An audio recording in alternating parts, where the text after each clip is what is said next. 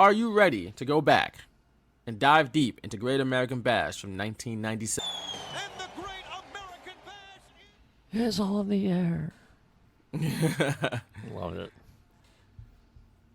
The Great American Bash from World Championship Wrestling took place on June 15th, 1997, on Father's Day. As I mentioned earlier, in 1997, the event emanated from the Mark of Quad Cities in name. Moline, Illinois, and there's never been a more appropriate name for a building that's ever hosted a wrestling event.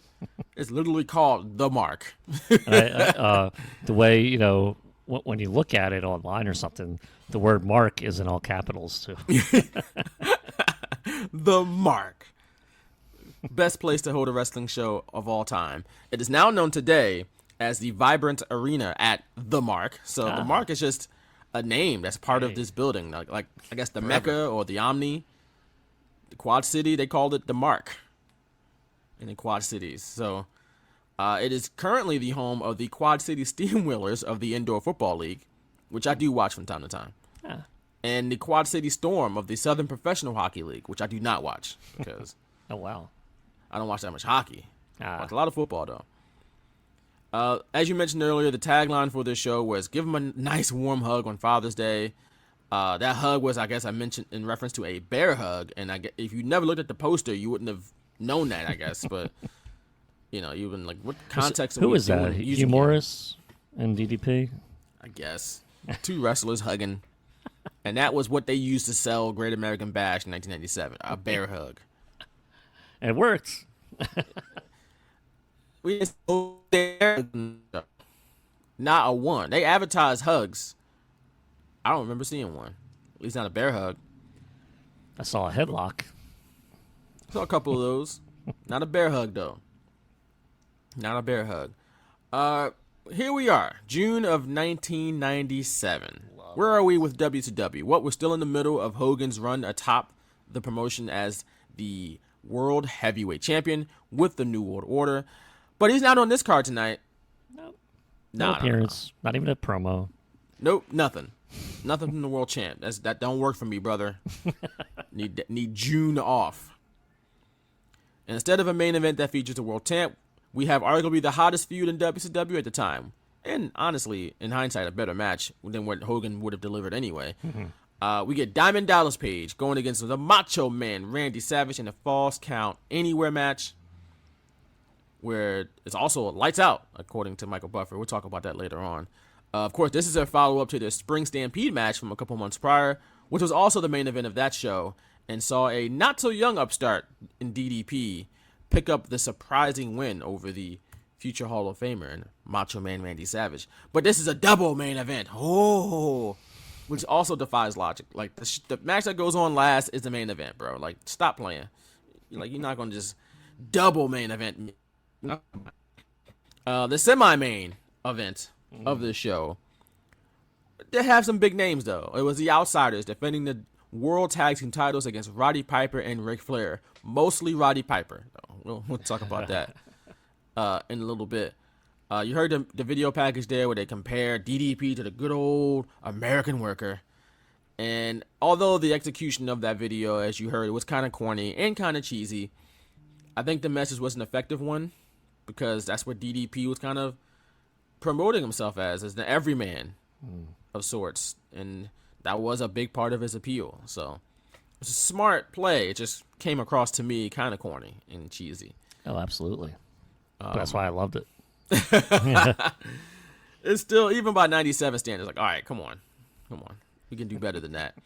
On the other channel, you got like Austin, running wild and getting popularity, and then it's like, it's like, I don't want to say polar opposites, because DDP had like a mean streak against the NWO, but it's just funny. You don't hear or see WWF promos promoting Steve Austin the way the WCW would promote DDP, for sure. The hard-working American man. Yeah. He was not that. He was a criminal, pretty much. Like, he got arrested multiple times. We saw that man get arrested. He had a rap sheet longer than that list of 1,000 holes Chris Jericho had. Okay? Most arrested man in wrestling was Steve Austin. So much so that people still get arrested to this day, trying to replicate some of those things. Doesn't quite work to the level of Steve Austin back in the 90s, though. No. But on the call, as you heard, we got Tony Schiavone on the program alongside Dusty Rhodes and Bobby the Brain Heenan. And they talk about the double main event. We get a look at the stage, which features a lot of American flags, which, makes sense since it's the Great American Bash. A fantastic aesthetic.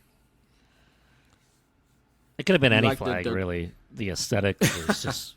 You had 3 giant flags and then the screen, small screen on the left, small on the right, and then a semi-big one in the center. Just and a great, fantastic Great American Bash logo.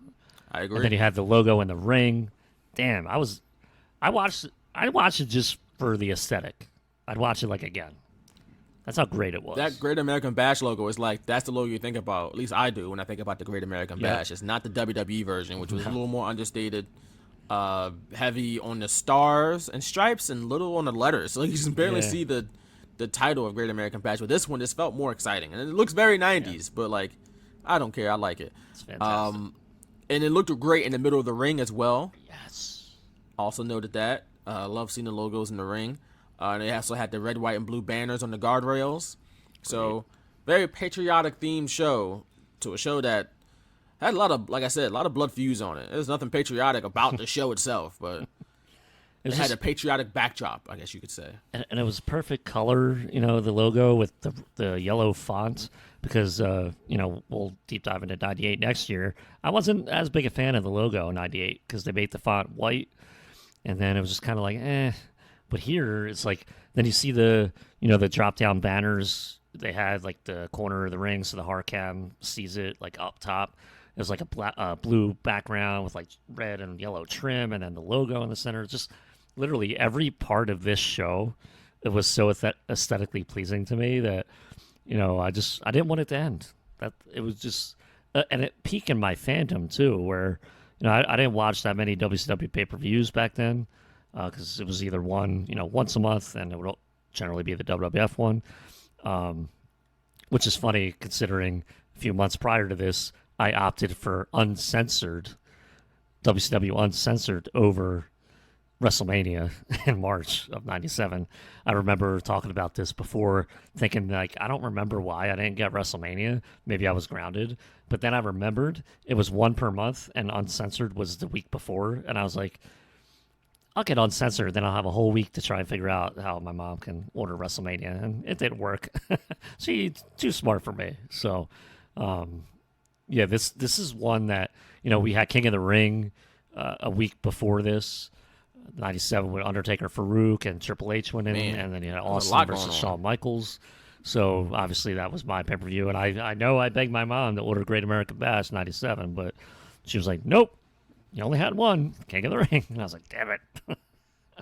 But man, just these WCW pay-per-views of this era, just always, I was always so angry that I missed out on it, but I couldn't just not order a WWF pay-per-view because I just love WWF that much too. So, but yeah, watching this, I was so angry I didn't see this live. And it was one of the, Fall Brawl 97 was the first show I watched on the WWE Network. This was the second. Wow.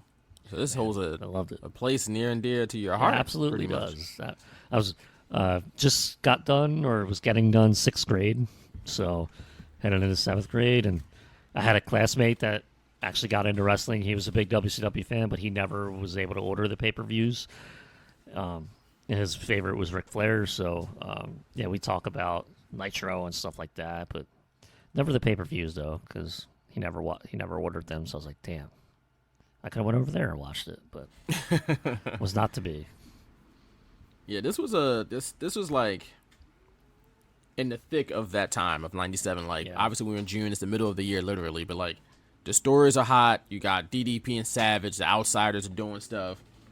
You got Hogan's not even there, but you got Ric Flair, you got Roddy Piper, and it was just a lot going on. And we still got Sting just kind of looming in the background in various shows. Not on this show in particular, but Cruiserweights were killing it. It was a lot of good stuff going on in WCW. And this crowd was hot. The Moline fans were excited. They were into the show. when Michael Buffer did his entrance, they were all chanting along with him, "Ready to Rumble!" Like this was an atmosphere. This was a fun show to watch as far as just the atmosphere of pro wrestling being hot and stuff is going on and it's good and it's fun. It's just a fun show. It wasn't necessarily the best show I've ever seen, but a fun show nonetheless. So Absolutely. I didn't watch this live as a kid, obviously, but having watched it obviously for the show, it was a lot of fun. But we start the show. We start the Great American Bash with our first match of the evening. It is what they called a respect match. Ultimate Dragon or Ultimo Dragon, depending on how you want to say it, going against Psychosis, who's with Sonny Ono. Not Ultimo Dragon with Sonny Ono. It's Psychosis with Sonny Ono, because Sonny Ono has turned on Dragon. Mike Tenay is on the team. He's gonna tell us all about this stuff. Okay. Loved it. You know who's hella over Moline, Illinois? Dragon. Ultimo Dragon was hella over. Like, when he did his flurry of kicks, they went crazy. Nuts. They went nuts. Like, this was a hot crowd. I know everybody loves Chicago, but shout out to Moline, Illinois, too. Like, maybe a lot of people from Chicago went to Gotta Moline give to see Moline, the show. Illinois fans their flowers. As they were, Yeah. I think that's part of what made this so enjoyable to watch. They were reacting to literally everything. Yeah. I mean, It's like WWF pay-per-view opener wouldn't have a reaction like that in this time period. not for an opener. Hell no. No. Not for an opener. As an aside, in case anyone wanted to know what the Quad Cities were, it's a region of the country in Iowa and Illinois, and it makes up 4 cities. You got Davenport and Bettendorf in Iowa, Rock Island and Moline, and I guess East Moline, sort of, and Northwest Illinois. So, like, yeah, it's a group of cities in the same area, and between 2 states even. So, the Quad Cities. But the opener, a lot of fun. Ultimate Dragon and the fans going crazy. And then he attempted a plancha, but missed and grabbed his knee. And Sonny Ono came over and gave him a few kicks for good measure while the ref wasn't looking. Tuned him up real quick. Psychosis took advantage by hitting a leg drop to Dragon while he was dangling in between the ropes. I usually don't like that spot, though. And I didn't like it here neither, when somebody has to hold themselves up and wait for the other person to get ready so they can do damage to them. Like, I just never dug that type of move. Where they're waiting around for too long. At one point, Dragon got his hands on Sonny Ono and tried to suplex him outside of the ring. And I legit thought that Psychosis was going to stand there and watch it. Like, look He at held him. him up there for, like, ever. Right, I'm just like, what's going to happen? And he eventually just broke it up. And I was like, why'd you stand there and watch it for so long? I did like, though, how both guys were kind of using each other's moves and using that as part of the story. But the finish comes when Psychosis is trying to, Irish whip Dragon into Sonny Ono so he can do a little quick spin kick and get him real quick. But Dragon reversed it and sent Psychosis into the kick and then locked in the Dragon Sleeper to pick up the win as the crowd and the fans in Moline, Illinois erupted for that finish. They went wild. And listen, this is a perfect use of Mike today in the booth. Yes, it would be better in a promo to explain to the audience, in the weeks leading up to this, what Psychosis' motivation is. They don't really do that, like Sonny Ono is a bad guy, okay, a bad manager, whatever. Mike Tenay tells us, Psychosis joined Sonny Ono to gain a higher profile position with WCW. He's been competing in the shadow of Rey Mysterio since they both came up. They were at the same training camp 10 plus years ago, and he's always been second to Rey Mysterio. So this is his motivation to break even with Rey Mysterio, if not, go to number 1 overall. And it's just like a perfect wrestling story. And Mike today told us that, and I was just like, okay, now everything makes sense. If I didn't know, Psychosis' motivation, he was always a good guy.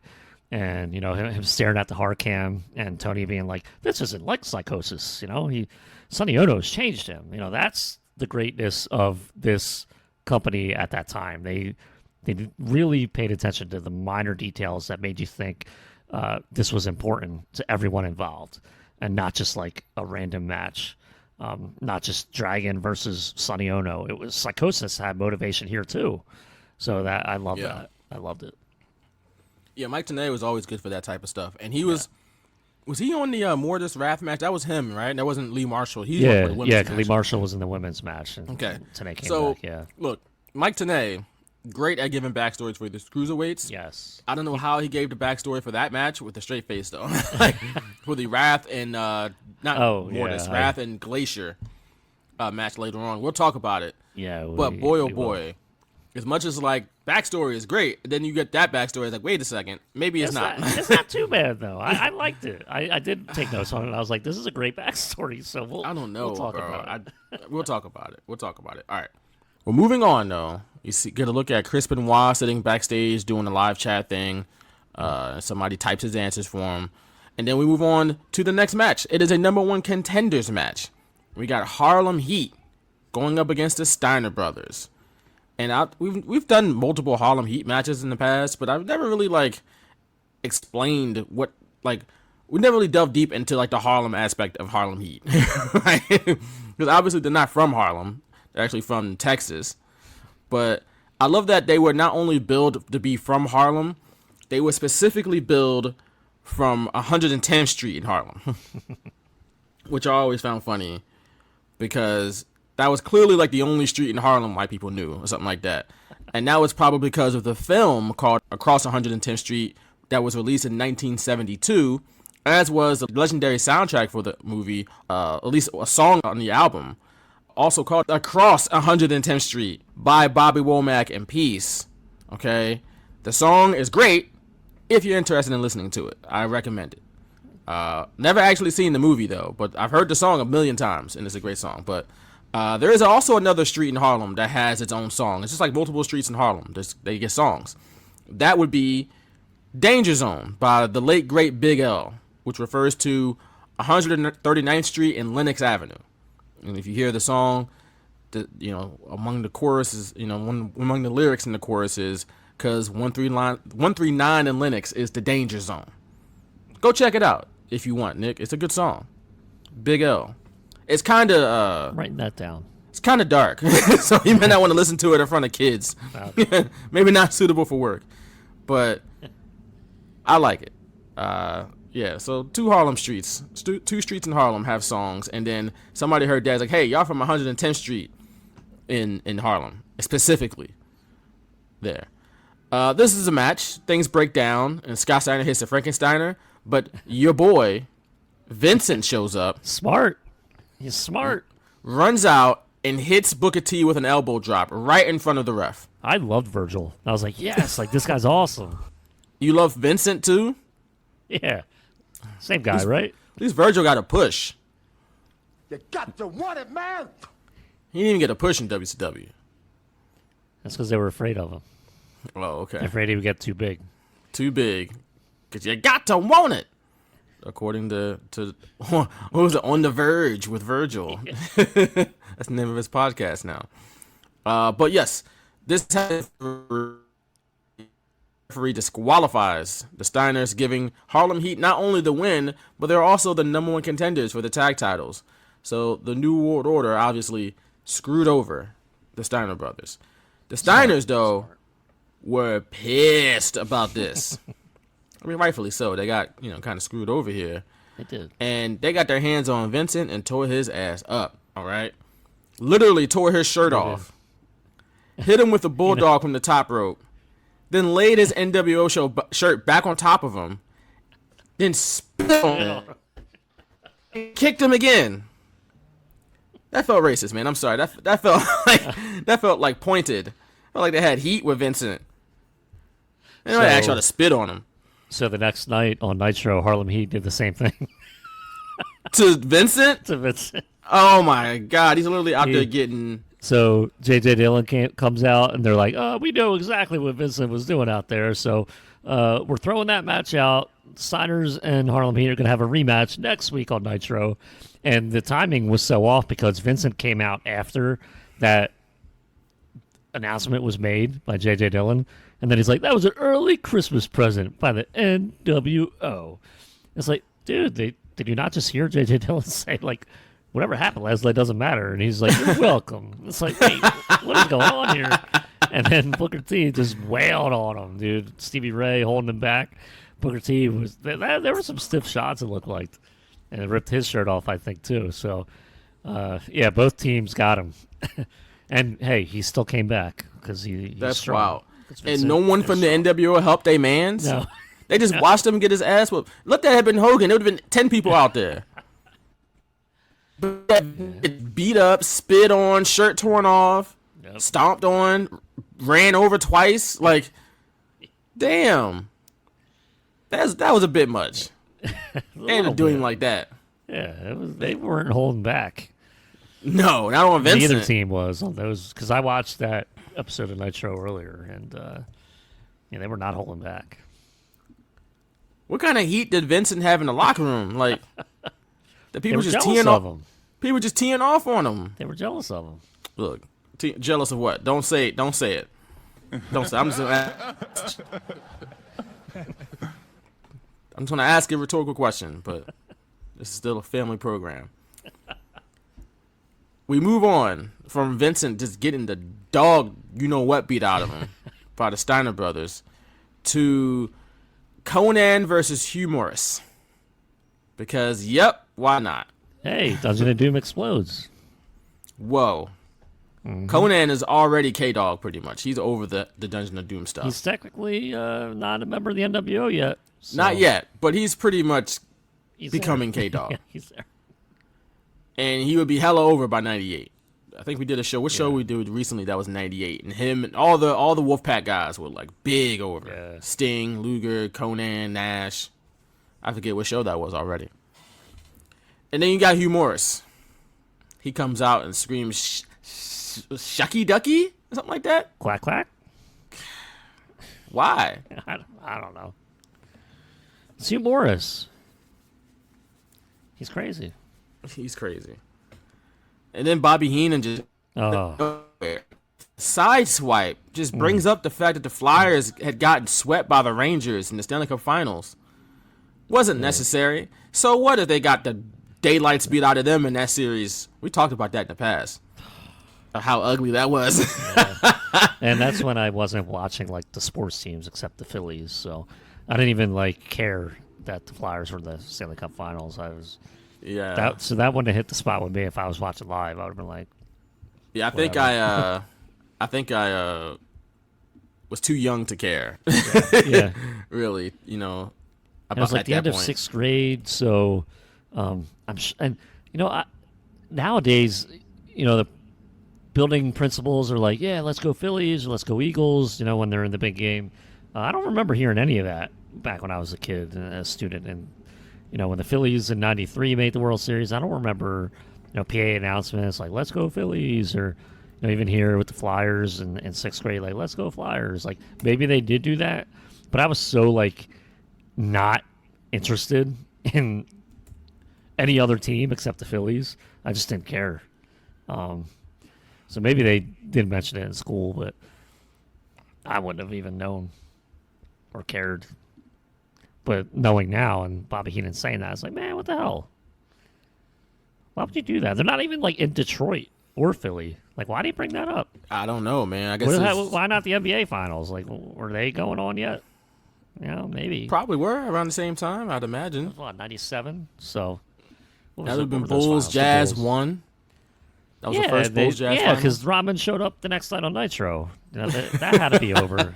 They had to be over already. So why didn't I don't know. He might have showed up during the series. This is Dennis Rodman That's we're true. talking about. I mean, we can look it up, the 97 finals, but I'm pretty sure he showed up. They were in Chicago the next night for Nitro, so that's the reason why he was there. But in person. When this is June 15th, this game happened? Yeah. The series ended 2 days prior, June 13th. So why couldn't he make... I mean, I guess because they didn't want to build up Dennis Rodman as a champion because he was the NWO. So that's why he had to use the Flyers. Sure. Man, that felt unnecessary to me. I know how you feel. It just felt like, wait a second. Say Whoa. Conan was playing for the Flyers who got swept by Detroit. Like, What? Right. What is that? He doesn't even look like a hockey player. Like, he's not wearing, like, hockey Flyers jersey or a hockey The jersey. goon isn't out there. Right. Like, what? What? Oh, you know what? It's because they were talking about Conan being laid out with a broom on Nitro, and that's where Heenan decided to sideswipe the Flyers. So Still felt like, yeah. yeah, Didn't do brain. That wasn't necessary. That made me a little sad. You weasel. Right. Rest in peace to Bobby Heenan. But damn. I was like, whoa. I didn't expect to hear that. Treachery over the commentary team like that. I trusted y'all. And they betrayed it. The match itself, though, uneventful as hell. Oh. No. And the finish, rough. Hugh Morris went to the top rope and looked like he was going for a moonsault. And then stayed Conan there for 3 minutes. Yeah, and then Conan looked up like, is he coming? Is he coming? Huh? Way back down. And then he gets back up. It's like he forgot that he had to reverse it, because that's what he Right. does. He gets up and knocks Hugh Morris's feet off the top turnbuckle, and he falls and hits his head on the top turnbuckle. And then Conan hits him with a German suplex, which apparently knocked Hugh Morris unconscious. And then Conan was like, I don't care. I'm going to lock into the Tequila Sunrise anyway, and won the match. But yeah, that was a bad finish. That was Perhaps rough. the worst match of the card, which it wasn't like terrible, just a bad finish. Just the finish, yeah, that finish was rough. And it's you mentioned earlier a lot of blood feud matches on this show, and that was considered a blood feud because they're Dungeon of Doom, and then they were a tag team, and then they just, I guess Conan turned on Hugh Morris first, and so they were feuding for a little bit, but at least they could blow it off, Yay. That could have happened on Nitro. Nah, man, Great American Bash. Great American Bash. People pay money for this, man. People pay money for this. The $29, $30, whatever it was worth it for the aesthetic. I mean, yeah, but you still didn't want to see Bill DeMott just stand on the top turnbuckle. Don't care. I have that logo in the ring. That's all I'm looking at. I was like, this is all beautiful. I'm not paying attention to the wrestlers. I'm just looking at the logo in the ring, and the banners on the side, the entranceway. That's all I care about. Bizarre stuff, man. Bizarre stuff. We move on. We're now on the stage with Mean Gene Okerlund. Okay. Hotline fans, there's a rumor circulating back in the dressing room area that a man may be showing up in Chicago tomorrow night at WCW Monday Nitro. A man that is having problems with his current organization. There's a lot of talk about this. For obvious reasons, I cannot mention this gentleman's name on this pay-per-view. Pay $30, I can't tell you. As luck would have it, we will share that story with you. As luck would have it. WCW hotline at 1-900-909-9900. 9900. That's 1-900-909. At 1-900-909-9900. Call the hotline. Okay. All right, So pause it real quick. He says, Who could he have been talking about? It's not CM Punk. We know that. I know exactly who he's talking about. It's talking about Dennis Rodman? No. Who the hell is he talking about? With his maybe because was Rodman and the Bulls, was that contentious at the time? I don't think so. I don't know. That's why I don't think it was. That's what I'm saying. I don't. The Monday prior is when the infamous backstage brawl occurred between Bret Hart and Shawn Michaels. What? Monday Night Raw. Shawn Michaels threatened to quit and that he was going to go to WCW. That is the guy I believe Gene Okerlund was talking about. He never said he was going to show up on TV. He just said he would be in Nitro. He never said he'd be on TV. Right. So he could have went backstage, hung out with his buddies. He could have not been there. I don't know, but I believe that was exactly who he was talking about. That's when Shawn was talking about a unsafe work environment. Yeah. Yep. My So goodness. he says, a person having problems with his current employer. I mean, the puzzle pieces fit to me for it being Shawn. But it's funny that Gene's like, call now. It's like, you're watching the pay-per-view, though. So if I call, I'm not going to be able to pay attention. Am I? Like, why are you telling me to call now? Watch the pay-per-view. So They wanted you to call. They wanted to get that money, bro. Take a break. He got your money twice. He did this Right. twice during the pay-per-view. We got your money during the pay-per-view. Now we can get more of your money. And that's just it. You know? That's great. But yeah, that is who I believe he was talking about. And it's kind of funny. We did Wrestling with Shadows last week, and this backstage fight, obviously Brett's cameras were there. We didn't hear about it. We didn't see anything about it. They never talked about it. So clearly this portion of the documentary of Wrestling with Shadows was not, I guess, legally allowed because there was no mention of it. And all you really hear is Brett not liking Shawn, but they don't mention anything about this backstage brawl. So interesting times. Very interesting times indeed. A lot of backstage drama in 1997 on both sides of this. Yep. Yeah, because Roddy proverbial Piper war. and Kevin Nash had like a backstage fight around this time period. Didn't Roddy Piper bite him or something like that? Wasn't that the Yeah, word? something like that. Yeah. Allegedly? I don't know. And it was because Or Kevin Nash slapped Roddy Piper or something like that. yeah, Something like the wild like timing was that. off on their either on Nitro or on the match ended 8 minutes early, so they had a bunch of filler time, and I think that was the night that they had gotten a fight backstage. So hilarious. Lovely stuff. Adults, grown adults. Lovely stuff. But Mean Gene, we're not done with him yet. Because he brings out the Public Enemy. And I'm assuming you didn't. Philly's own. Yeah, you didn't clip this one, though. I did not know. Because it was incoherent at times. Exactly. And there was nothing. They weren't even there for like a match. They weren't even there to challenge the champions. They what were they there for? They were there to talk about how like to they check. wanted to be champions and that Booker T and Stevie Ray shouldn't have been number one contenders and they wanted to be champions again. Then they brought up South Street in the promo, which for some people that don't know, that's in reference to South Street in Philadelphia, which is a long stretch of road in South Philadelphia, where you got bars, restaurants, art galleries, etc. It's a lot of stuff going on South Street. And it's home to numerous street festivals, including the Adunde Festival, one of the largest Black and African cultural festivals in the nation. The 2023 edition of that just happened yesterday as we record this. Oh.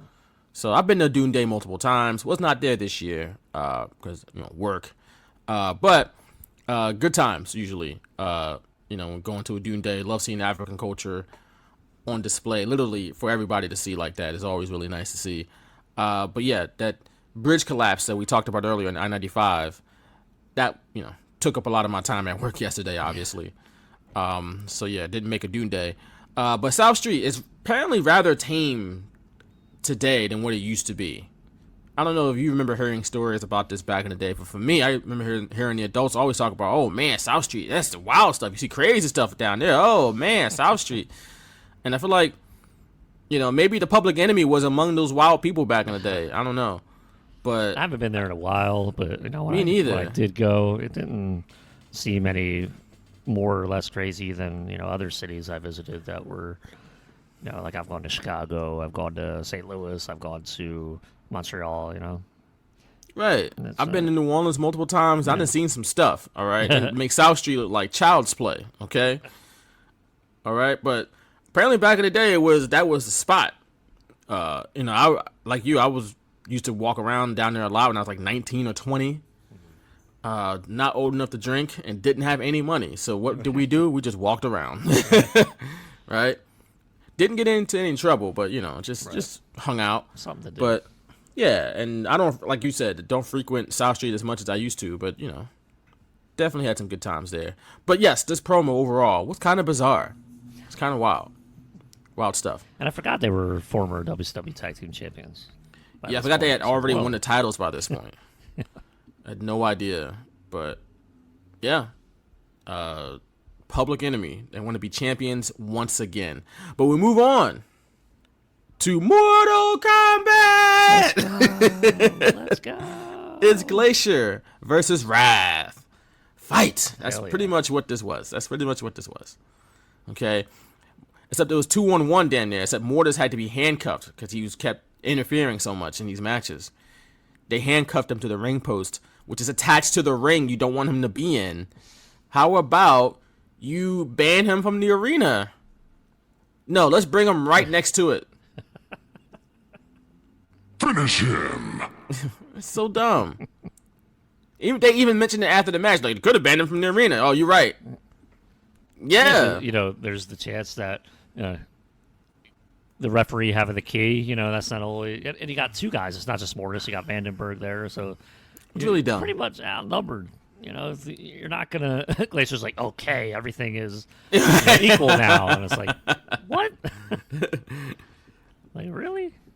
Whatever. Okay, like, I know I said WCW, like, everything made sense around this time period. Okay, like, maybe not this. Maybe not this setup. Nah, bro. I can't buy any of it. I can't buy the backstory, though. The backstory? You mean Mortal Kombat?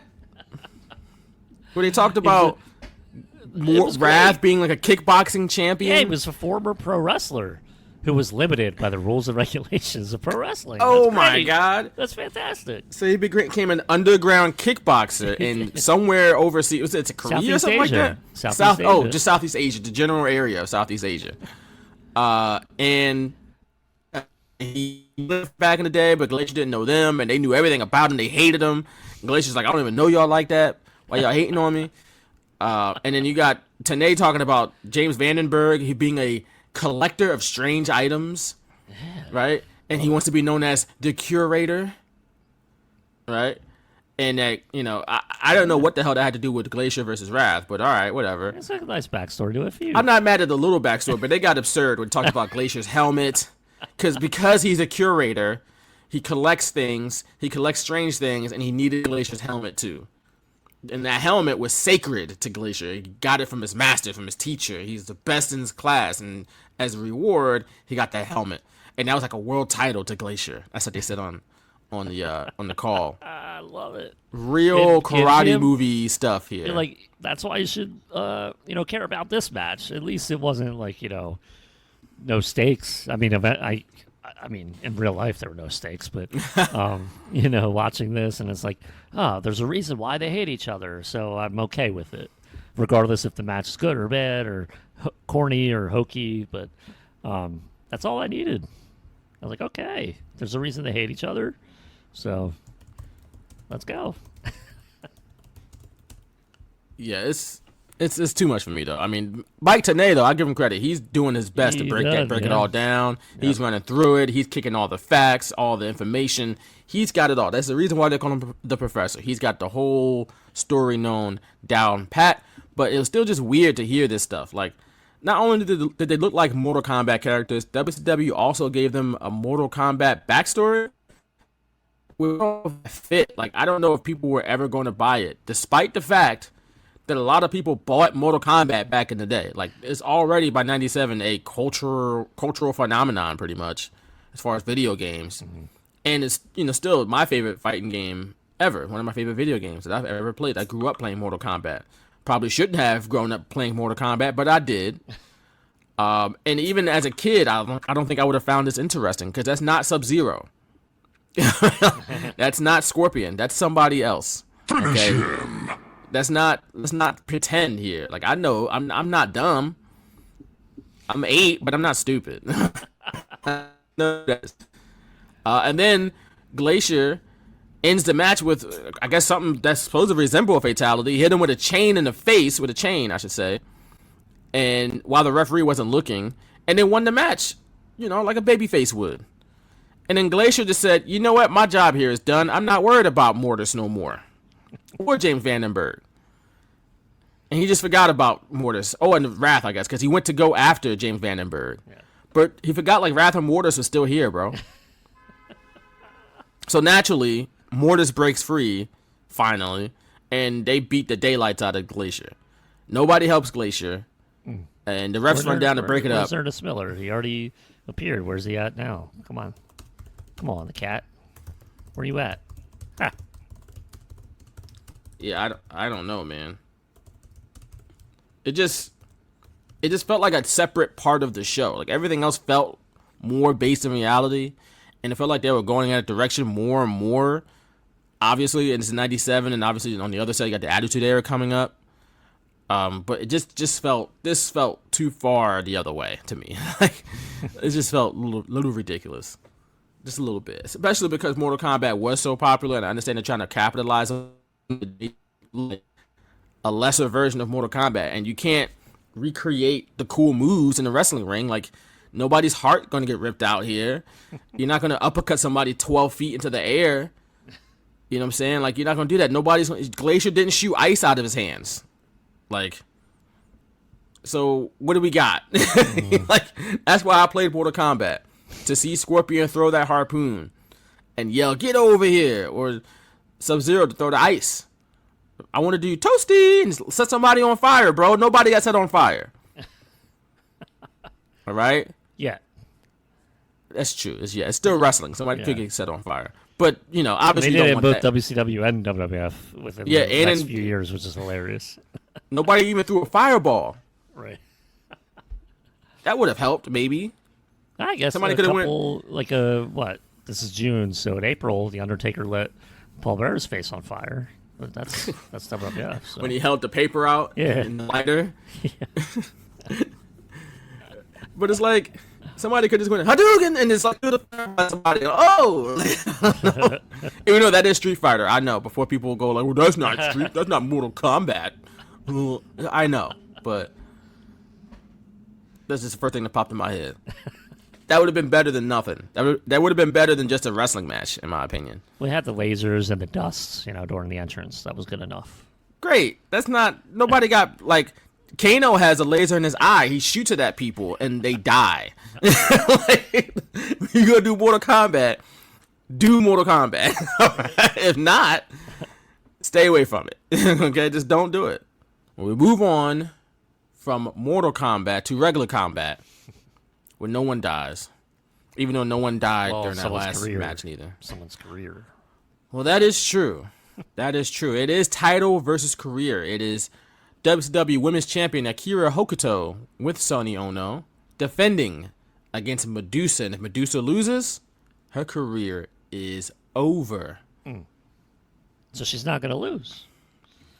So we think. I mean, even Lee Marshall's on the announced team. He's, if he's here, it's a big deal. I'm surprised he's there, not on the road. Right, or like in the, were they still doing like the backstage, what was he hosting before? Was it the chat line or something like that? Yeah, the internet show? Internet thing, but somebody else was doing it earlier with Benoit, so I don't know if he was doing it. Maybe he wasn't hosting night, the actual show yet. Maybe he was just, they were just doing the chat still. Or maybe they didn't start a show and it was just an interview, like Q&A thing they were doing, because they showed the screen when Benoit was back there. They had that TV monitor, and we could see like the screen, and it was so like just like one logo and then black and white text, and like that was it. Then that was the website, and it was hilarious. Like, how just regular it was back then. That I didn't have the internet at that point, so I couldn't do. They were like, log on to WCWWrestling.com, and it was just like a WCW logo and a bunch of text, and that was it. I mean, it is 1997, right? You're not gonna have. It's funny seeing it now. Yeah, bare bones websites back then, obviously, because the internet was like 2 or 3 years old, pretty much. It's like, whoa, we could talk to Chris Benoit in real time. Like, yeah, it was kind of crazy, like for that time. So it was. I mean, even though obviously outside of seeing Chris Benoit, on camera, you really have no way of knowing that was actually him. yeah. Actually answering the questions, but true. But there's that. But yeah, Madusa, Akira Hokuto, who Hokuto looked amazing. Her outfit, like her ring attire with the gas mask, we needed one in Philly recently with the smoke. But that looked cool. That looked real cool.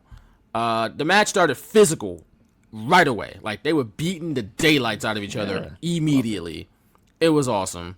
Madusa hurt her knee during the match, and Akira Hokuto went right after it. But Madusa still managed to hit a outrageous power bomb. Like, it looked so good. I was like, ooh, that was great. That's what made I was like, okay, maybe she's selling, but I think, like, I don't know if she was like that great of a seller, because I really do think she hurt her knee, but like, I don't know, man. It was that great. power It was bomb great. was. This was a great match, just based off story. Yeah, And I agree. Madusa really sold it well too.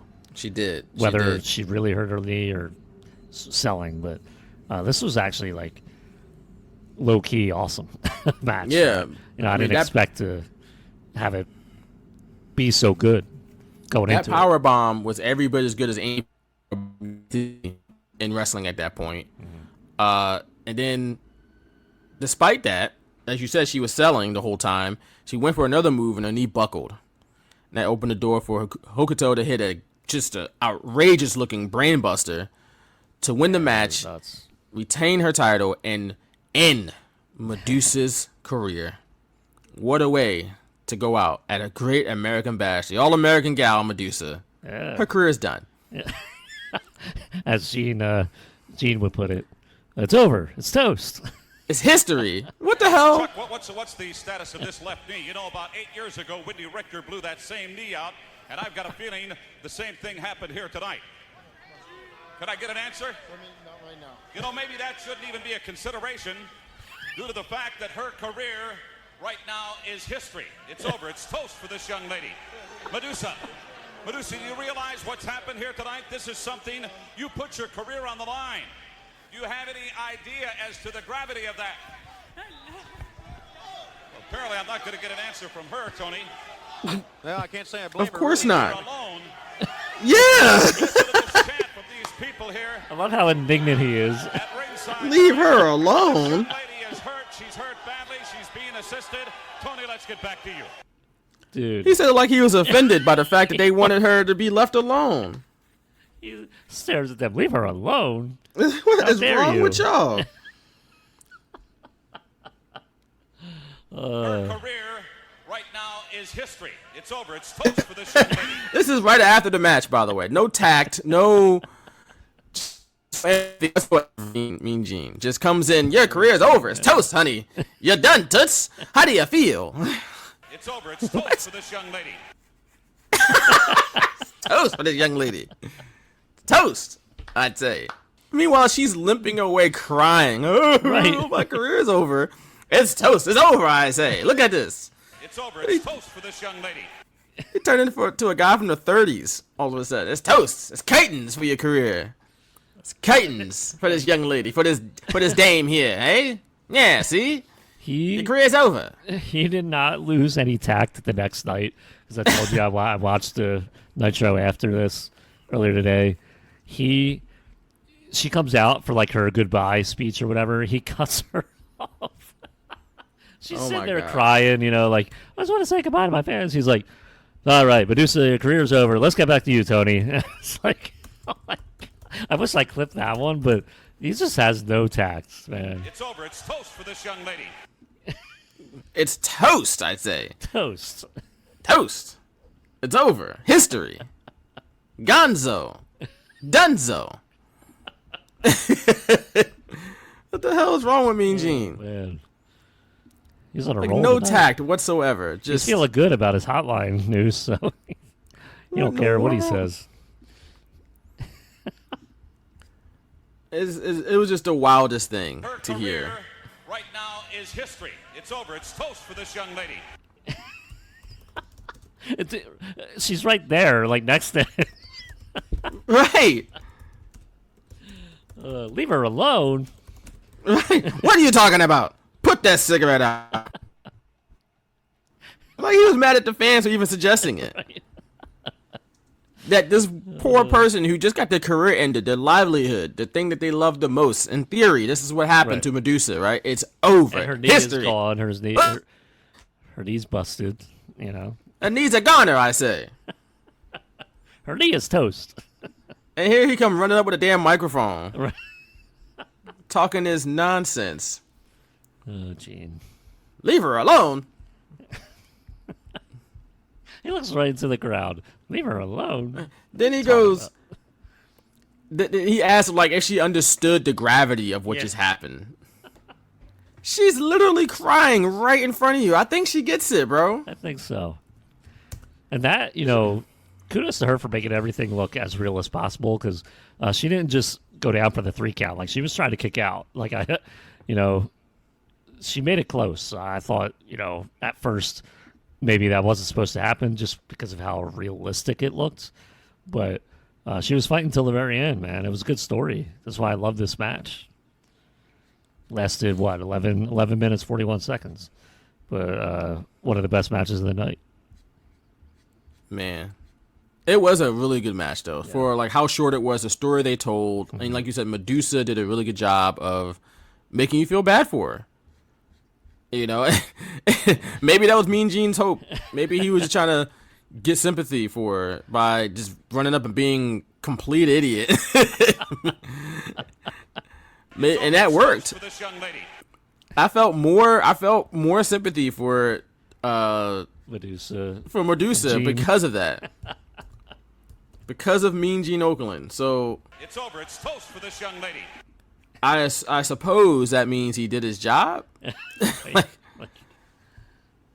There are some people where, like, he's clearly like a babyface broadcaster thing, but like there are baby faces that he goes after, man. Like Dean Malenko, we deep dove on Uncensored 98, I think it was. He was like, "You're a bona fide loser." Like, my God.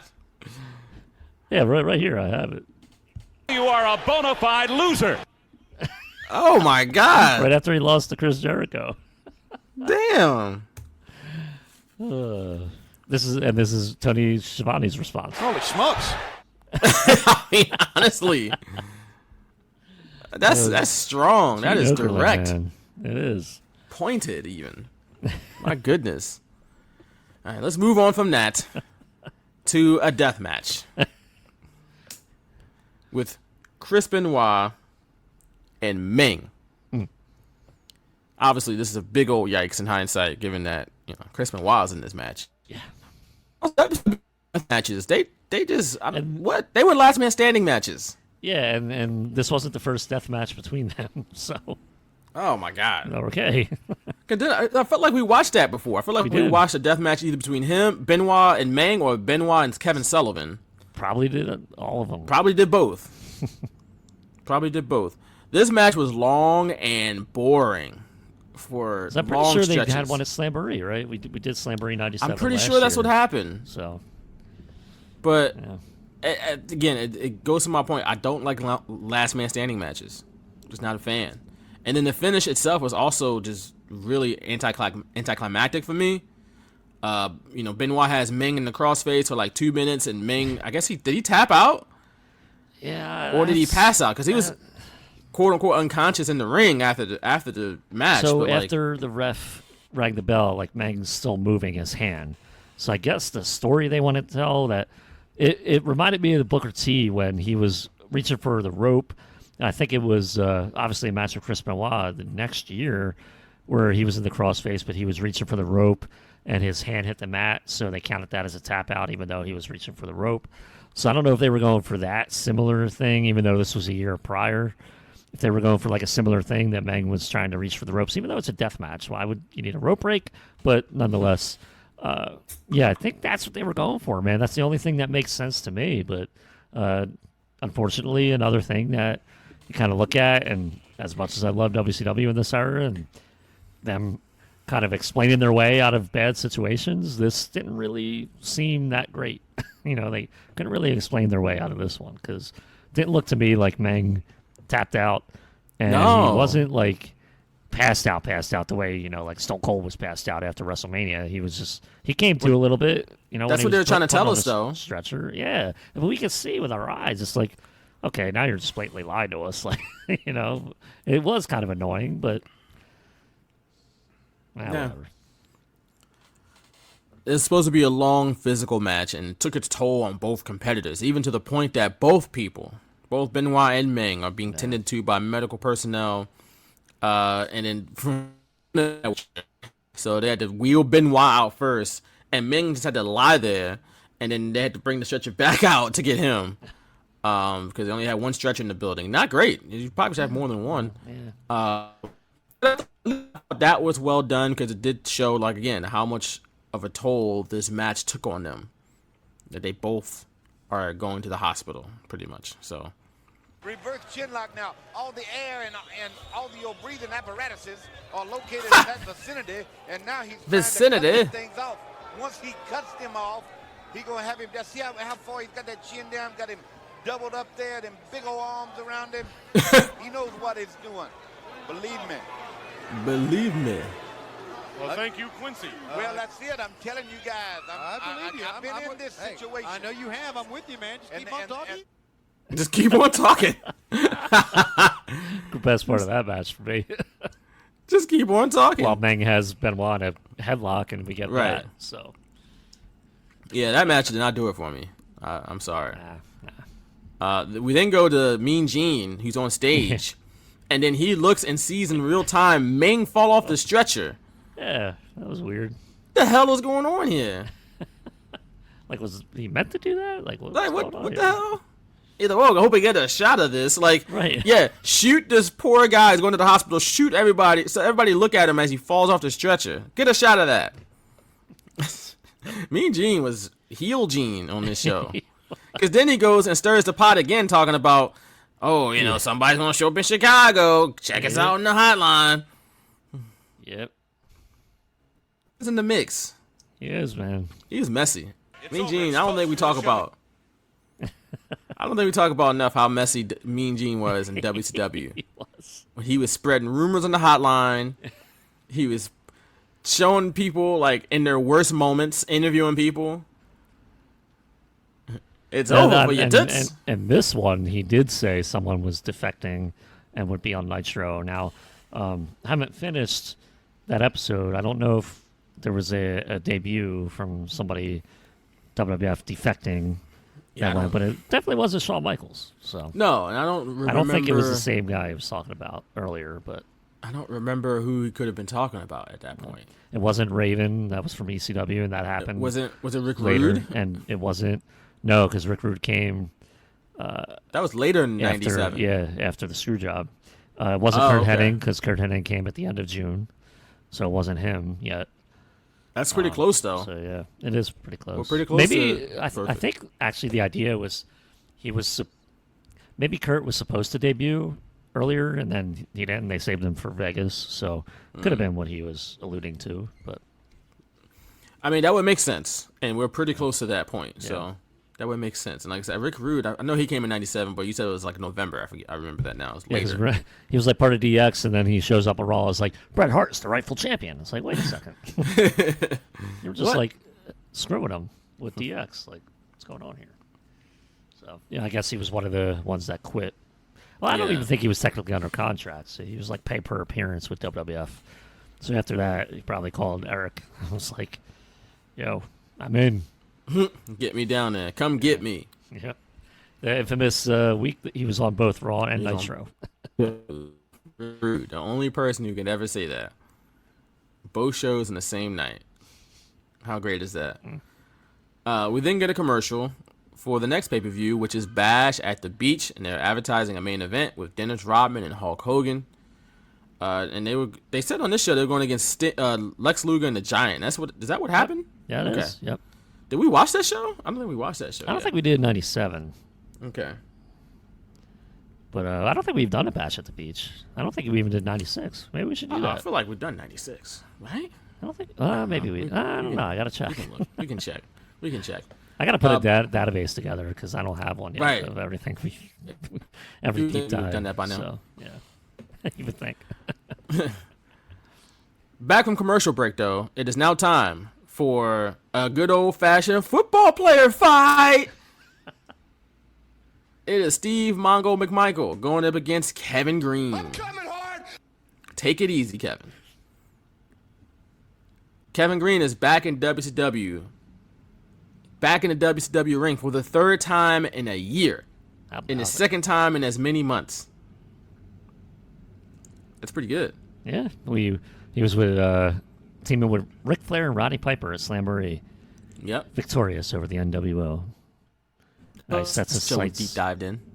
He sets his sights now on Mongo. Yeah. He was a free agent at the time, so I guess he could do whatever he wanted. I just feel like an NFL player, especially one of his caliber, having like 2 and 3 wrestling matches on pay-per-views. and this one is a one-on-one. It's like He's I feel wearing like they his would have been he talking was about wearing his that. Panther colors. Yeah, even though he wasn't, he was going to the 49ers before the end of the offseason. But I feel like this would have been all over the sports centers and the first takes and Undisputed. Like this would have been fodder for social media for days. Oh, you see, can you imagine if like Travis Kelce just popped up at Night of Champions, or like Travis Kelce wins Money in the Bank? It's like, what in the world?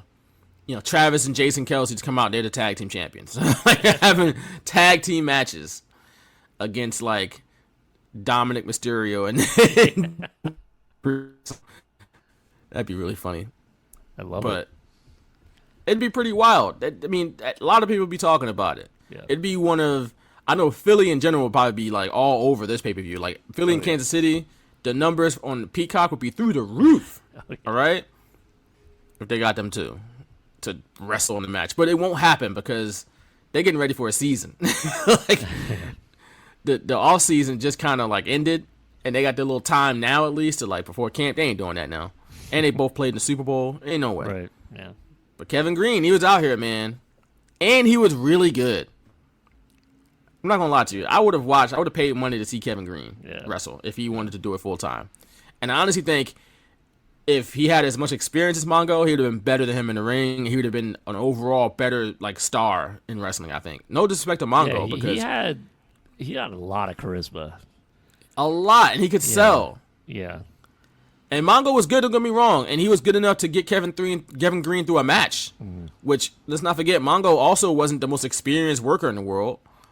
Also a football player in the NFL for a long time. So it wasn't like wrestling was his primary occupation for, a long time like other wrestlers. But it was something about Kevin Greene. He had something that, like, man, he could have really had a future in it if he really wanted to do it. Yeah. Honestly. Because like you said, that babyface fire, he just had it, and you can't. That's not easy to have. That's not something that you can just teach. You can't train him up to have that. I don't think. Not everybody has it. Kevin Greene had something. I think if Kevin Greene was like an '80s wrestling babyface, he would have been cajillionaire. He would have been Hulk Hogan, probably. He could have, yeah. You know what I'm saying? But he had a different calling. He had to be a Pro Football Hall of Famer. That ain't bad neither. That's not bad. I didn't even think about this until Tony Schiavone said it, but they're in Moline, Illinois for this show, which is not far from Chicago, which is, of course, home to the Bears. And guess who's on the Bears team that won the franchise's only Super Bowl? Steve McMichael. Oh, yeah. And yet he was getting booed in Moline. You would have thought they would have been like, Mongo's back, baby. Woo, 85 Bears. Like, he's a great heel. How about that? Right. I guess so. Even the people in Moline didn't like him. But this match, it comes down to Jeff Jarrett coming down with the briefcase. He's trying to hit Kevin Greene with it. Instead, he hits Mongo by accident. Mongo goes down while the referee isn't looking. Kevin Greene gets the pin and the win. And it didn't look, like a bad finish. It looked believable where Kevin puts Mongo in the way of the briefcase. He sees it coming. Like, it looks seamless in a way, where there was no, pausing, kind of pause, and then, Jeff Jarrett goes with the briefcase. It was miles better than the Conan humorous finish. And their experienced veterans not a high bar to clear, right. but absolutely. Yeah, but they had no excuse. At least Kevin Greene and Mongo were kind of inexperienced. I forgot to mention this earlier, but Kevin Greene took Mongo over to with mom. So Kevin Greene's mom is in the audience, in the front row, wearing his Panthers jersey. Again, he's about to be a 49er, though, so don't worry about that Panthers jersey. But then Kevin Greene's mom just hauled off and clocked Mongo with a purse. That might have been loaded. We don't know. It might have. She might have had a couple bricks in there. That's the way Mongo sold it. Like, he got punched in the face by something hard. Maybe Mama Green's got a right hand. Like, maybe she can I don't know. But either way, Kevin Greene loses the ring and he hugs his mom, and he is the winner. It's so great. Like, I could just imagine the conversation he had with his parents before this. Like, this is pro wrestling, so you're gonna do this, and I'm gonna do this, and you're gonna do that. And how he sat her down, he was like, okay, sit down, I got him. And like he turns around and then he like hypes himself up and he jumps in the ring just to get beat up by Mongo a little bit. But like I love that aspect of pro wrestling because like it's like, okay, you got to sit down now. All right, I got him now. And it's just a funny interaction where like his dad's just there, I guess, like but his mom's like the center of it, and it just cracks me up. Like his dad's just like, yeah, I'll let my wife hit Mongo. I don't care. She can take care of herself. But his dad didn't get involved at all. Right. And we assumed that was his dad, right? Right. He was also wearing the Kevin Greene jersey. They said parents, so. Right. So we assume, but yeah. But yeah, that was it was just funny. It was fine for what it added was. wrinkle to that match because listen, Mongo turned on him. We did the Great American Bash '96, so Mongo turned on him a year ago to join the Horsemen. So this is like the blow off finally, and the way they added that in a little bit, just it didn't take away from anything. I thought it was like kind of funny and good for Kevin Greene, like just making it look good. And Mongo too, obviously. Yeah, both of them, 100%. Again, they're not in a tag team match, they're not in there with experienced hands. They're in there with each other. All they got. If anything, the refs got to pull more weight around there. But by this time, Mongo's got a year under his belt of pro wrestling experience, and he was the commentator for a while. So like he's been in the business, I guess, if you want to say, like for a few years. But Kevin Greene's just coming in, and then leaving for football and then coming back, it's right. It's awesome. Right. It's not, it's, and not even just like, this isn't their full-time job, like you said, and neither one of them, this is their full-time, like Mongo is his full-time job at this point, but like, he had only been doing it for how long? A couple years? Yeah. And again, he wasn't like wrestling his whole life or for a couple years on the indies or on the territories and then got to WCW. He was only in WCW. It's all he had. That's all he knew. And he was able to get Kevin Greene through this match. So, yeah, I think they had a good showing. Yeah. Considering, again, the lack of experience in this match. And they had a little fun with it too. Got Kevin Greene's mom involved. She hit him with the purse. Knocked him around a little bit. They brought Jeff Jarrett in. They furthered that story. Yeah. It was a solid piece of business at the end of the day. Agreed. That's what I would call it. Just a solid piece of business. They went in there and got their job done. We move on though. We're backstage with Madusa, who's getting her knee examined by a doctor. Yet there's a camera in the room while they're examining her knee. And then he's touching it. And she's like, "Ow, ooh, ow!" And it's like, this feels like a HIPAA violation. We probably shouldn't be here right now. It's over. It's toast for this young lady. Mean Gene, just the savagery. I'm surprised he wasn't there. Sticking a microphone in her face.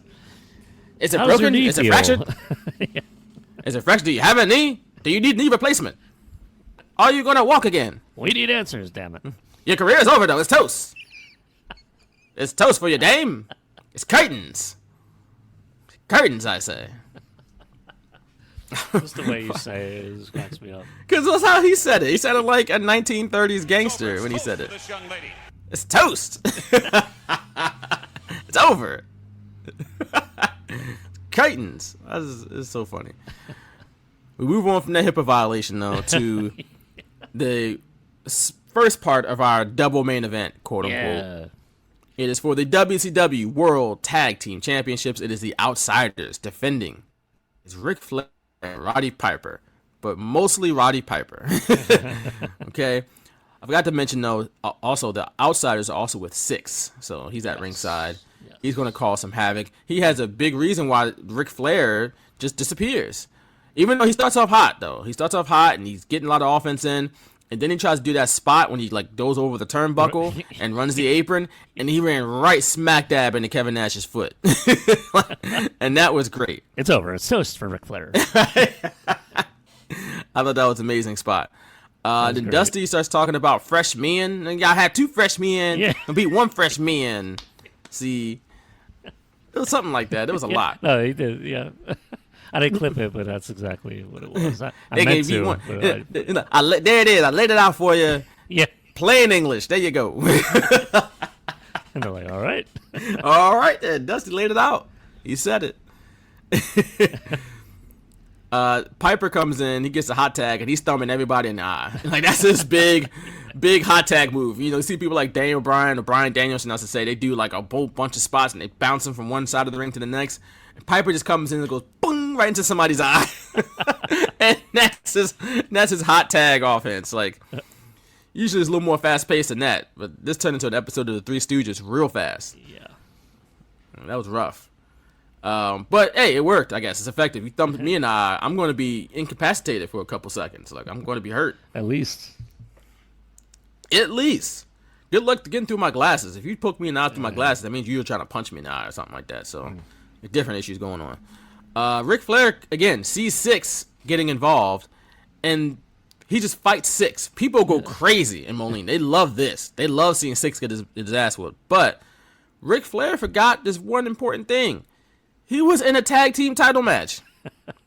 Well, you could lose track of that kind of thing. I guess he just fought Six all the way backstage. And stayed there. And never came back.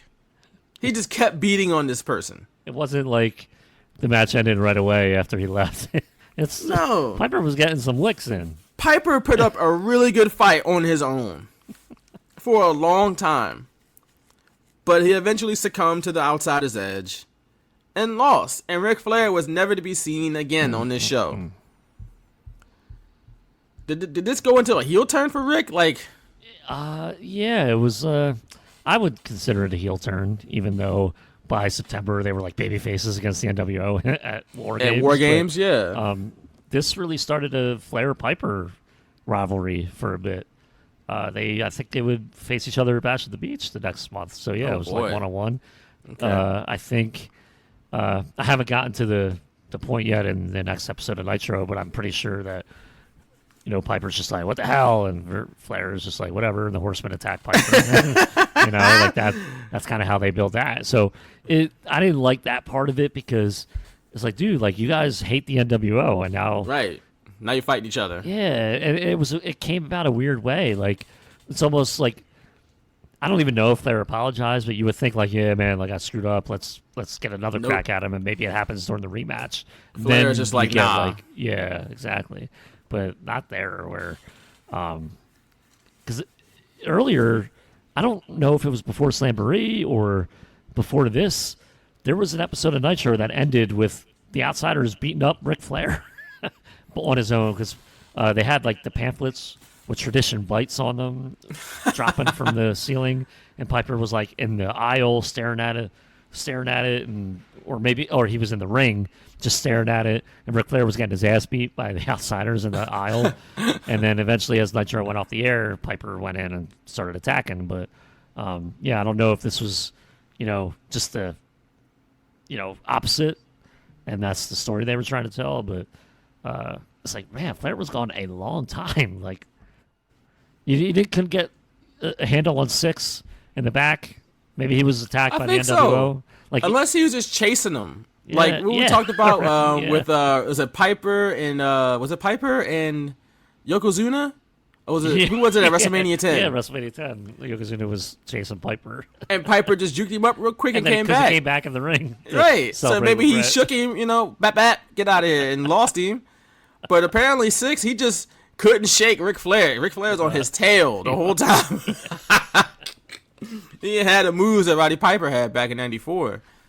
He did not. Roddy Piper shook him up, boop boop, got him out of here. Yokozuna he couldn't find him. But Six, he was just, I don't know, he's not fast enough. True. But there's that silly finish with Ric Flair. We get one Hulk Hogan mention. When Kevin Nash after the match yells, "That was for you, Hollywood." And that's it. That's all we got. We move on from that, though, to Michael Buffer. And when you see Michael Buffer, you know what time it is. Oh. It is time for our main event of the evening. And he says, not only is this a match that is not sanctioned, because it's not sanctioned, it's lights out. And they turn the lights out, and they start shooting off fireworks. What? And it was kind of dope. It kind of created an atmosphere in Moline. Yeah. I don't just really fully understand why they did that, but like I kind of get it. I mean, it got the people excited. It got the people going. And of course, the lights out term is, based off the fact that this match is unsanctioned. Of course, AEW has lights out matches of their own, which are unsanctioned matches. Do they turn the lights out beforehand and shoot fireworks? I know they did the first few. I don't, Okay. So of course, taking a page out of WCW's book, which not a bad thing. Okay with me. Right, not a bad thing to do. They got some good things to use there. WWE ignored them for many years. Many years, like War Games. Right. Whoa, can you imagine if they hadn't started doing War Games in NXT and AEW brought back the concept of War Games? They were the first. Because if it didn't happen in NXT, it probably wasn't going to happen on the main roster ever. Right. And it didn't happen on the main roster until Triple H did it last year. Yeah. So, yeah, that could have easily happened.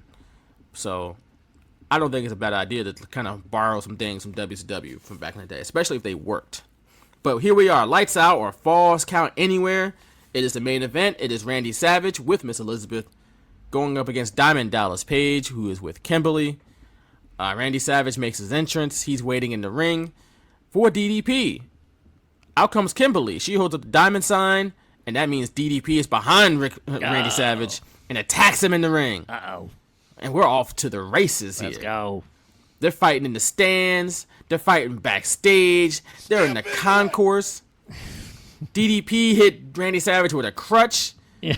I like how he waited for him, just stood there like, all right, here he comes. Yeah. Here he is. And Bam. then he comes back in like, all right, where's he at? Oh. It was great. Right? Great timing. Savage, they make their way back to the ring, and Savage gets his hands on some white powdery substance. We're going to just call powder. Yeah. I don't know what that could have been. What else that could have been. But it's the 90s. You never know. But it's a powder. And he throws it into DDP's eyes. Okay? And then he hit him in the head with a sign that said DDP on it and shattered it. I don't know what that was.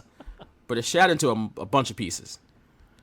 And then Savage just says, you know what? I'm tired of all this nonsense. And just starts beating up referees. Okay? He hits Mickey J, who's from the Quad Cities. Yeah.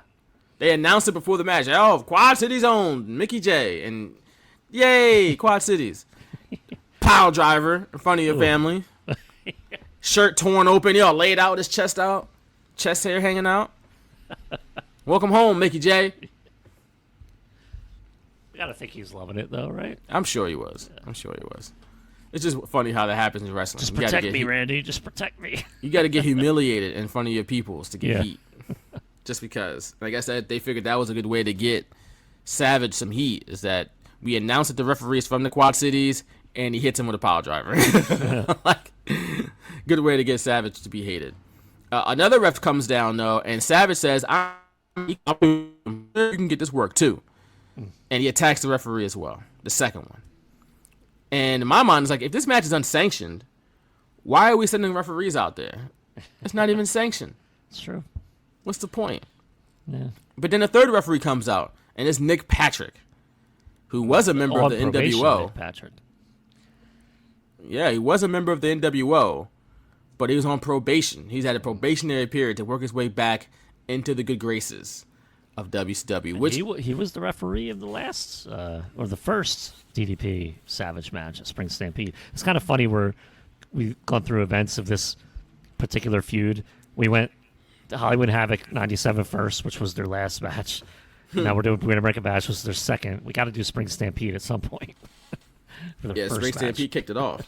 Yeah, which Nick Patrick was the ref who refused to count DDP out. So he got a nice little power bomb by Kevin Nash, I believe. And I guess he redeemed himself. Yeah. Here at, what's the name of the show again? Great American Bash. You know, almost like we mentioned the multiple shows, and I'm like, Yeah, I know. what the hell's the name of the show again? That's right, yeah. Damn, kind of crossed me up there a little bit, but yes, That happens. Nick Patrick comes in, he is playing it straight. He's, again, working his way back into the good graces of WCW. He's not helping the NWO whatsoever. But he's not helping WCW either, damn it. That's true, but, you know, he's trying to be a good referee. He is. Got to call it down the middle.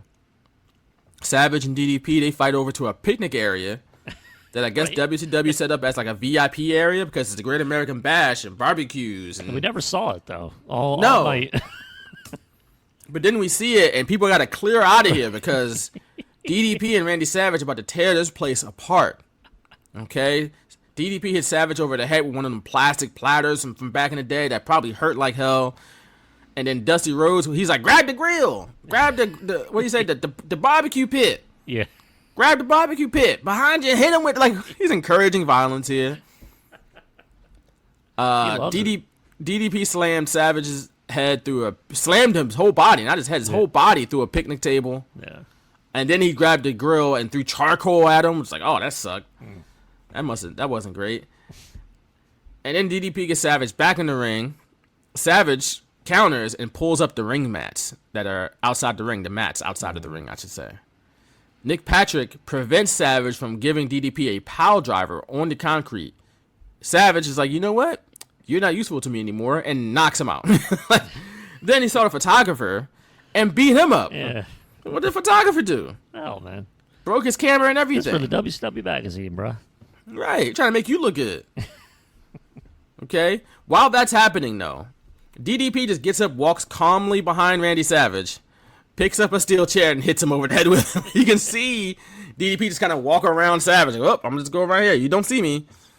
He saw him, but, you know, it's wrestling. It doesn't matter. Step into it! We get back in the ring. Savage hits a low blow and tries to do another move, but DDP countered that with the diamond cutter. Unfortunately, there's no referee. Aw. There's no referee. Even Nick Patrick, he's still not back up yet. This brings out Scott Hall, who's got the WCW World Tag Team title still around his waist. He runs to the ring, and he attacks Nick Patrick before he could count to 3 for DDP. Randy Savage then goes behind DDP's back, grabs Scott Hall's tag team title, and hits DDP in the back of the head with it. Scott Hall then hit DDP with the outside his edge. Savage hits the elbow drop and is academic at this point. That's Scott not Hall fair. drags. Was that? That's not fair. Obviously, but, you know, that's what Where's the happened. disqualification. They count out Nick. They bring Nick Patrick over so he can count to 3, and that's the end of the match. My goodness, but it's unsanctioned, so it doesn't matter, I guess. But here we are. That was kind of I didn't love the finish, but the match itself was fun though. I did enjoy the match. Yeah, it was, nice little, and I think they did the same type of thing at Halloween Havoc, brawling all around, and Dusty Rhodes being like, hey, wobbly day, he wobbled-egged him. So, a lot of their matches were good. I haven't watched the Spring Stampede one back yet. I'm sure that's a good one, but you had to further the feud, I guess, but these guys, this was their last match singles until Halloween Havoc. So they were in a bunch of like tag matches throughout the summer into, the early autumn. Halloween Havoc was their blow off. So yeah, I mean, at the same time, DDP loses the feud, but he's made in the process where he's a believable world champion down the road. And all because of this particular, this is one of those matches. Randy Savage makes him look good, even though he loses. Now they're tied 1-1. So Halloween Havoc's going to be the rubber match. And even though Savage wins that one, DDP is still made. He winds up winning the U.S. title at Starrcade and the world title, a year and a half later, Spring Stampede 99. So, these are the building blocks. You build on making a star in DDP, regardless of his age, because I know his age at this time was looked at as old for the industry in 1997, because I think he might have been in his late 30s at this point. But still, he's a great performer, believable, and this was a blood feud between him and Savage that made you really believe these guys hated each other. And it was just, this match, part of that, going everywhere, slamming each other through picnic tables and hitting each other with crutches, stuff like that. So the only thing that was weird was the timing, because they went off the air right away. But I guess they ran out of time because they need to roll those credits. But what are you gonna do?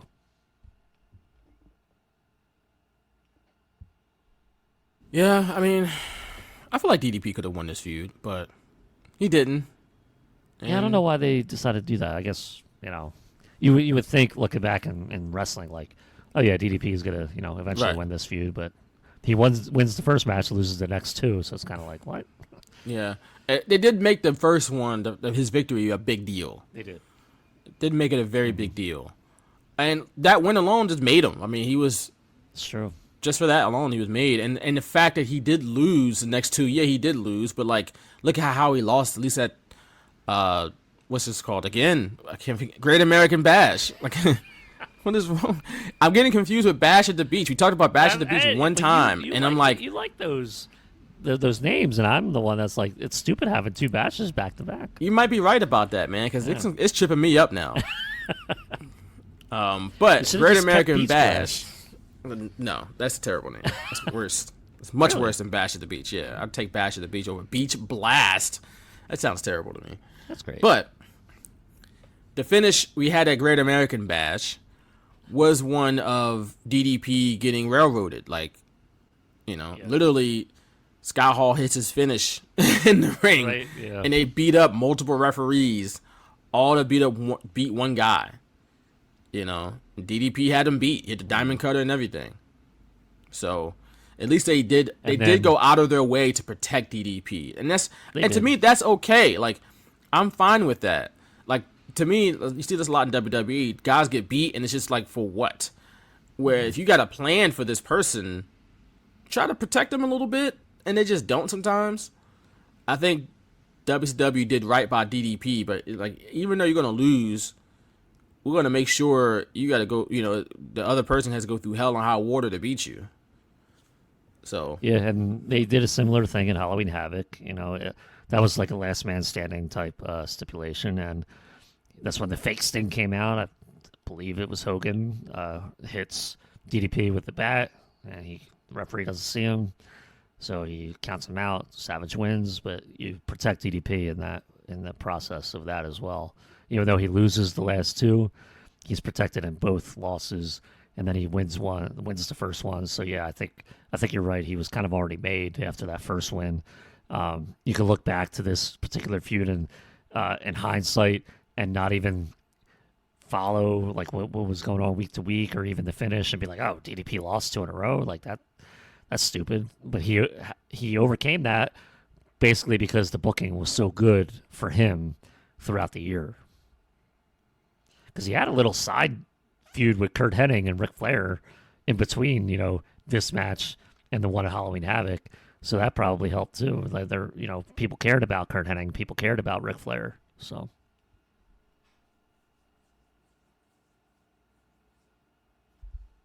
Yeah, I mean, that's what the whole purpose of having the rub is, right? Is to be associated with big time stars, and you get the proverbial rub off of them, and you also become a big time star. I think that's what definitely happened here with DDP and Macho Man. That's for sure. And I guess, like you said, maybe the Mr. Perfect or Kurt Hennig, I should say, and Ric Flair fuse that also helped too. But this definitely jump started it. This was the launching pad for DDP, and he took the ball and ran with it. And now he's a WWE Hall of Famer. So shout out to DDP. But any final thoughts on Great American Bash 1997 before we wrap it up? What a show in terms of, it looked good, it sounded good, it was, each match was good in its own way. Great show, I thought. Yeah, this was a fun show though. As you mentioned, we've watched much worse shows than this from WCW, especially in '98, where things kind of fall off a cliff as far as quality. But this show was still of quality, and I don't even know if we had a match that was like, whoa, that was great. But like, just the whole show, presentation, it all fit. It all made sense. It just felt like a hot product. Yeah, the crowd was into it. Right. Which is like, yeah, That's exactly what you wanted out of WCW. So it was fun to watch a Great American Bash. I can only imagine what it was like watching it back in the day live. Like, I'm sure it would have been even better because, everything just felt cooler and way bigger back in the day, especially when you're younger. But I definitely enjoyed watching this show. And look, we're not surprised. We've talked about this before. WCW had a good product in '97. We watched their shows, and we've mostly, especially in '97, enjoyed them. So not surprised that happened here. It's just a damn shame that it ends at Starrcade in such a terrible fashion. That's the only thing about watching these shows, and the build-up is so good, and these pay-per-views and these moments are so well done. And then what the inevitable is that we get to Starrcade, and it's just like, like, damn. After all of that, dud in that finish. And they had Bret Hart. Right. Still didn't work. Yeah. So, there's that. Follow me at _Picone on Twitter and TikTok. You can follow me at Picone Nick on Threads and at Picone on Blue Sky. You can follow us at Shooters Radio on Twitter, Blue Sky, Instagram, Threads, Facebook, and we're at shootersradio.com and shooterspod.com. You can check me out at crossingbroad.com as well. All right. I am at Vaughn M. Johnson on X, at Vaughn Johnson 166 on IG, at Vaughn Johnson on Blue Sky and Threads. You can check me out there. I think I'm on actually at Vaughn Johnson 166 on Blue Sky too. No, on Blue Sky on Threads as well. But you can check us out on Patreon, patreon.com/shootersradio, where you can request a future deep dive just like this one. And when you do, you can make a cameo on the show that we're diving deep into. Once again, patreon.com/shootersradio. I'm gonna scrutinize you to the fullest, pasteurize you, homogenize you, and synchronize you back into morality.